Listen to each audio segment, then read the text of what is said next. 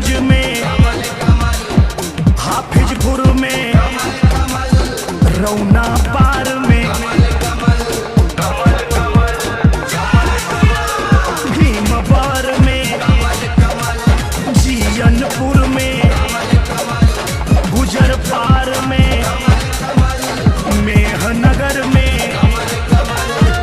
ना भैया क्या बड़ बोली ना भौजी के भाषण के लिए, कमल का बटन दबैया हो भैया, कमल के बटन दबैया है बहनी, अपने यहाँ जमगढ़ के लिए।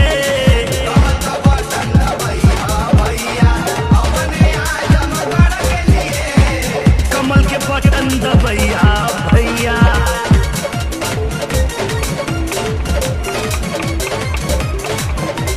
पलहनी में चहकी चकर पान